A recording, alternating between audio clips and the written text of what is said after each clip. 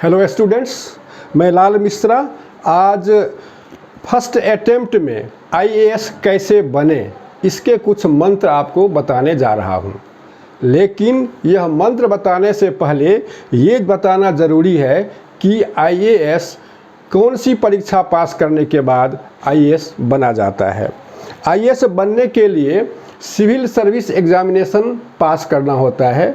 ये civil service examination UPSC यानी संघ लोक सेवा आयोग के द्वारा हर साल आयोजित किया जाता है। इस परीक्षा में पास करने पर IAS, IFS, IPS, IAS, IRS ऐसे लगभग 24 सेवाओं के लिए सिलेक्शन किया जाता है।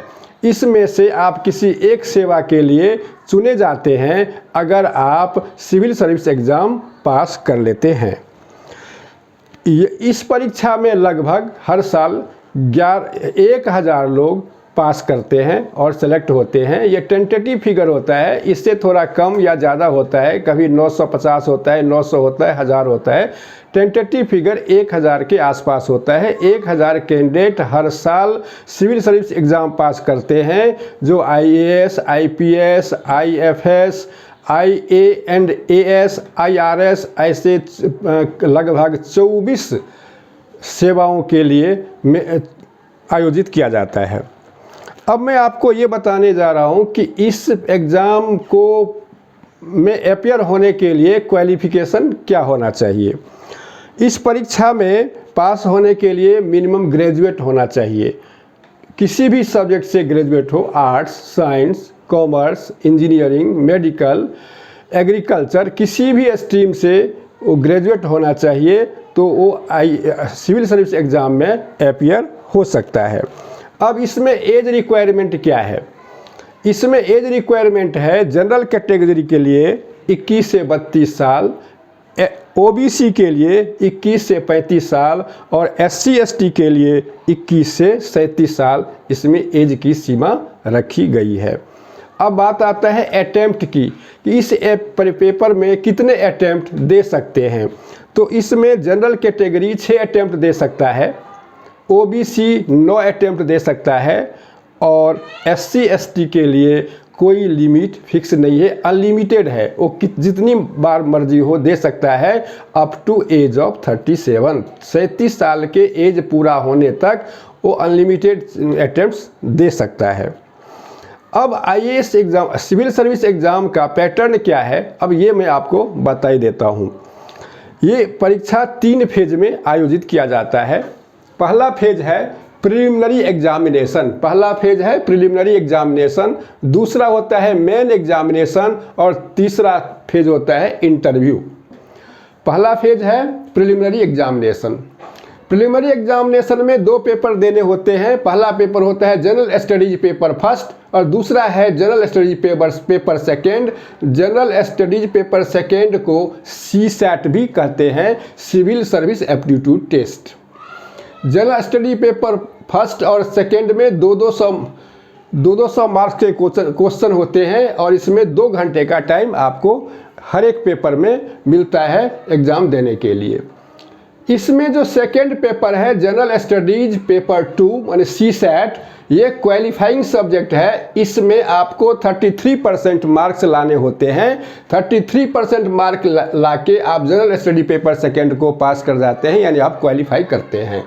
लेकिन जो मेरिट लिस्ट बनता है वो जनरल स्टडी पेपर 1 के आधार पे बनता है। अगर पेपर 1 में जो 200 मार्क्स हैं उस मार्क्स के आधार पर कट ऑफ फाइनल होता है और इस मेरिट लिस्ट बनता है और उस 200 मार्क्स के आधार पर आपका सिलेक्शन होगा। ये जो प्रिलिमिनरी एग्ज़ाम होता है ये ऑब्जेक्टिव टाइप क्वेश्चन होते हैं और प्रिलिमिनरी एग्ज़ाम में लगभग 10 लाख से 12 लाख लोग, प्रिलिमिनरी एग्ज़ाम में 10 लाख से 12 लाख लोग हर साल अपियर होते हैं या अप्लाई करते हैं।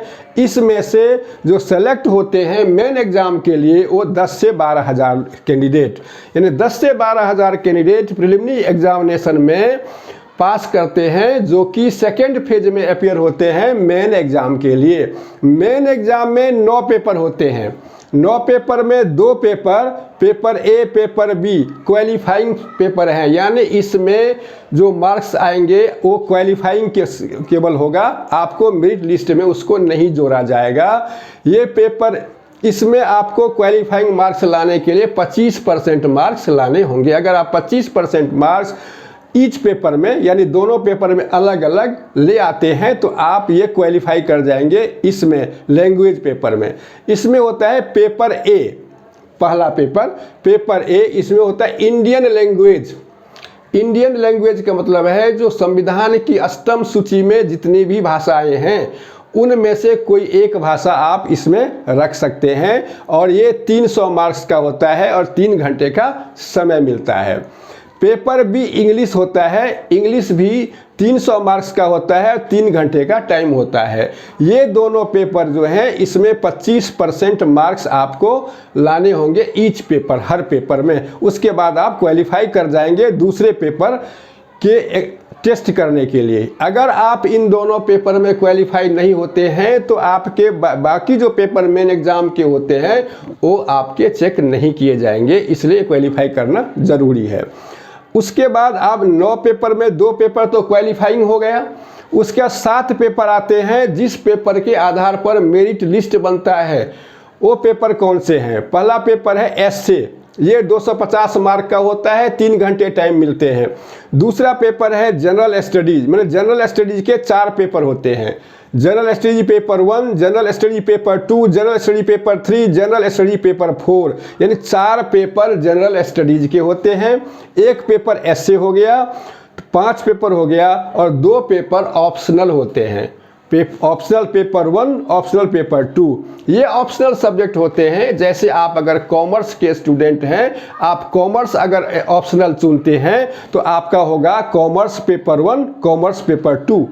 अगर आप मैथ के स्टूडेंट हैं और मैथ ऑप्शनल चुनते हैं तो आपका होगा ऑप्शनल पेपर में मैथ पेपर 1, मैथ पेपर 2। ऐसे अगर हिस्ट्री आपका ऑप्शनल है तो हिस्ट्री पेपर 1, हिस्ट्री पेपर 2। तो इस तरह से ऑप्शनल के 2 पेपर, 4 जनरल स्टडीज के पेपर और एक एसए का पेपर, ये 7 पेपर होते हैं मेन एग्जाम में जिस पे मेरिट लिस्ट बनता है। ये सारे पेपर 250 मार्क के होते हैं और इसमें 3 घंटे का समय मिलता है, और ये डिस्क्रिप्टिव टाइप होता है, सब्जेक्टिव होता है। जैसे प्रिलिमिनरी ऑब्जेक्टिव होता है, ये सब्जेक्टिव होता है, डिस्क्रिप्टिव टाइप क्वेश्चन होते हैं। इस मेन एग्जाम में जैसे प्रिलिमिनरी में 10-12 हज़ार लोग पास करके आते हैं मेन एग्ज़ाम में, तो ये मेन एग्ज़ाम में से 2500 लोगों का सिलेक्शन किया जाता है जो इंटरव्यू देते हैं। इंटरव्यू के लिए सिलेक्शन किया जाता है। अब ये इंटरव्यू 275 मार्क्स का होता है। तो जो फाइनल सिलेक्शन होता है वो जो आपके मेन के 7 पेपर हैं, 250 के हर पेपर, वो 1750 मार्क्स उसके, 1750 मार्क रिटन एग्जाम के और 275 मार्क्स इंटरव्यू के, यानी दोनों को जोड़ दीजिए तो 2025 मार्क्स फुल मार्क्स हैं सिविल सर्विस एग्जाम के लिए। इस 2025 में से जो आपका ऑब्टेंड मार्क्स है, जो आप प्राप्तांक है आपका, उस प्राप्तांक के आधार पर अगर आप मेरिट लिस्ट में आपका नाम आ जाता है, यानी 1000 कैंडिडेट के लिस्ट में आपका मेरिट लिस्ट में आ जाता है, तो आप सेलेक्ट हो जाएंगे इस पेपर में। तो आपको मैंने सिविल सर्विस एग्जाम के एग्जाम पैटर्न को बता दिया। अब आते हैं कि इस परीक्षा को पास करने के मंत्र क्या हैं। जैसे मैंने आपको बताया कि मैं मंत्र बताने जा रहा हूं फर्स्ट अटेम्प्ट में सिविल सर्विस पास करने का। तो इसके लिए आप पहला मंत्र सुनिए, वो है पहला मंत्र स्ट्रॉन्ग विल पावर। आपका विल पावर काफ़ी स्ट्रॉन्ग होना चाहिए, दृढ़ इच्छा शक्ति होनी चाहिए कि मुझे आईएएस बनना है, मुझे सिविल सर्विस पास करना है। अपने में आत्मविश्वास जगाना होगा, सेल्फ कॉन्फिडेंस पैदा करना होगा, और उसके बाद आपको संकल्प लेना होगा कि मैं ये परीक्षा पास कर सकता हूँ, पास कर सकता हूँ, पास कर सकता हूँ। I can do, I can do, I can do. और अगर ये मंत्र आपने संकल्प ले लिया तो संकल्प लेकर के समझिए आपका आधा काम कंप्लीट हो गया। आप ये संकल्प लीजिए और सिविल सर्विस एग्ज़ाम की तैयारी शुरू कर दीजिए। आपने जब सिविल सर्विस एग्ज़ाम की तैयारी शुरू कर दी तो दूसरा मंत्र सुनिए आप। दूसरा मंत्र है सिलेक्शन ऑफ ऑप्शनल सब्जेक्ट। जो ऑप्शनल सब्जेक्ट होते हैं उसके 2 पेपर होते हैं ऑप्शनल सब्जेक्ट के, दोनों मिला करके 500 मार्क्स का होता है। तो ये ऑप्शनल सब्जेक्ट का सिलेक्शन बहुत सोच समझकर करना चाहिए, क्योंकि इसके 500 मार्क्स हैं और अगर आपको इस पर अच्छी पकड़ है तो आप इसमें अच्छा मार्क्स ला सकते हैं और सिलेक्शन में आपको बहुत हेल्प मिलेगी। तो इसके लिए ऑप्शनल क्या होना चाहिए, आपका फर्स्ट प्रेफरेंस ये होना चाहिए कि आपका ग्रेजुएशन में जो मेन सब्जेक्ट था वो मेन सब्जेक्ट को ही अपना ऑप्शनल चुनिए, क्योंकि उस पर आपकी कुछ न कुछ जानकारी होती है। आपको थोड़ा बहुत मेहनत करने से आप उस पेपर में अच्छे कर सकते हैं। लेकिन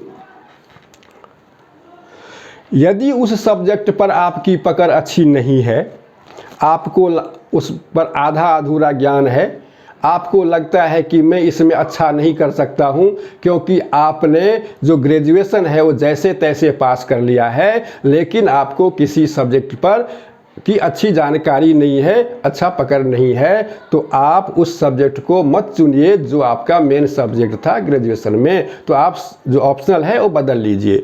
तो ऑप्शनल कौन से रखने चाहिए? अगर आपका मेन सब्जेक्ट जो ग्रेजुएशन में था वो आपके को ठीक नहीं लग रहा है तो उसके लिए मैं आपको कुछ सब्जेक्ट बताता हूँ, एडवाइस करता हूँ, इसमें से आप कोई सब्जेक्ट चुन सकते हैं। वो सब्जेक्ट है public administration, geography, history, political science, sociology. ये दोबारा बता रहा हूँ, public administration, geography, history, political science, sociology. ये सब्जेक्ट सिविल सर्विस एग्जामिनेशन के लिए बहुत अच्छे होते हैं, क्योंकि इसके स्टडी से आपको जो जनरल स्टडीज़ के पेपर हैं उसमें भी कुछ हेल्प मिल जाता है। और इस सब्जेक्ट की तैयारी के लिए कोई कोचिंग की भी ज़रूरत नहीं पड़ती है, आप सेल्फ स्टडी करके इसकी तैयारी कर सकते हैं। आपको 2 मंत्र बता दिया, पहला सेल्फ कॉन्फिडेंस और दूसरा है सिलेक्शन ऑफ ऑप्शनल सब्जेक्ट। तो अब आते हैं तीसरे मंत्र पर। तीसरा मंत्र है स्टडी प्लान। आप जो पढ़ाई करेंगे उसका एक प्लान बनाइए। प्लान कैसे होना चाहिए? आप 12 घंटा डेली पढ़िए और 12 घंटे को 4 सीटिंग में कन्वर्ट कीजिए। 3-3 घंटे का एक सीटिंग बनाइए और एक सीटिंग से दूसरे सीटिंग के बीच में आप कम से कम आधा घंटे का ब्रेक दीजिए और उस आधे घंटे में आप अपना ध्यान पढ़ाई से हटाकर दूसरे एक्टिविटी में लगाइए। तो इस तरह से 3-3 घंटे का आप सीटिंग बना लीजिए। हर सब्जेक्ट रोटेशन में पढ़िए, यानी जब सीटिंग बना लिया तो एक सीटिंग के बाद दूसरा सीटिंग में सब्जेक्ट बदल लीजिए, रोटेशन से पढ़िए, लगातार कोई सब्जेक्ट मत पढ़िए। डेली न्यूज़पेपर पढ़िए, क्योंकि जनरल करंट अफेयर्स में 18 महीने के करंट अफेयर से क्वेश्चन पूछे जाते हैं। अगर आप डेली न्यूज़पेपर 18 महीने तक पढ़ते रहेंगे तो आपको करंट अफेयर्स के बारे में अच्छी जानकारी हो जाएगी। उसके बाद है सिलेबस के अनुसार पढ़िए। सिलेबस को आप अपने टेबल पर रख के और सिलेबस के अनुसार पढ़िए, जो सिविल सर्विस एग्ज़ाम का सिलेबस है। सिलेबस से ना तो बाहर जाइए और ना सिलेबस के किसी चैप्टर को आप छोड़ दीजिए। अब बताता हूँ आपको चौथा मंत्र। चौथा मंत्र क्या है? ड्यूरेशन ऑफ प्रिपरेशन, यानी आपको 18 महीने यानी कंटिन्यू 1.5 साल तक तैयारी करने के बाद आपको इस परीक्षा में अपीयर होना चाहिए। कोई शॉर्टकट तरीका मत अपनाइए। लेकिन यदि आप अपने को काफ़ी इंटेलिजेंट समझते हैं, आपका through out first class result है, IQ लेवल अच्छा है, तो आप 1 साल की तैयारी करने के बाद भी आप परीक्षा में बैठ सकते हैं। लेकिन एक एवरेज स्टूडेंट को 1.5 साल की तैयारी करने के बाद ही फर्स्ट अटेम्प्ट में अपीयर होना चाहिए। अब आता है 5वां मंत्र, आपको बताता हूँ। 5वां मंत्र है सिलेक्शन ऑफ बुक्स। यह परीक्षा बहुत हाई लेवल का होता है, तो इसमें जो प्रश्न पूछे जाते हैं उसके उत्तर भी प्रामाणिक और उच्च स्तर के होने चाहिए। यदि आप कोई मनगढ़ंत कहानी बनाकर उत्तर में लिख देते हैं तो आपको उसमें 0 मार्क्स दे दिया जाता है। इसलिए आपको प्रामाणिक और उच्च स्तर की किताबों से ही स्टडी करना चाहिए। मैं आपको कुछ अच्छे किताबों का नाम बताने जा रहा हूं जो आपको सिविल सर्विस की तैयारी में रामबाण साबित हो सकता है। मैं बुक का नाम बताने से पहले आपसे ये रिक्वेस्ट करता हूँ कि आप मेरे चैनल को सब्सक्राइब कर दीजिए ताकि आपको IAS PCS से संबंधित आगे सारे वीडियो आपको टाइम से मिलता रहे। अब बुक्स का नाम जानिए। आपको करंट अफेयर्स के लिए डेली न्यूज़पेपर पढ़ना चाहिए। मैगजीन में योजना और कुरुक्षेत्र पढ़िए। NCERT का बुक पढ़िए। हिस्ट्री और ज्योग्राफी 6ठी से 12वीं तक, पॉलिटी, आर्ट एंड कल्चर 9वीं से 12वीं तक, इकोनॉमी 10वीं से 12वीं तक का, इंटरनेशनल रिलेशन 11वीं और 12वीं के बुक्स पढ़िए।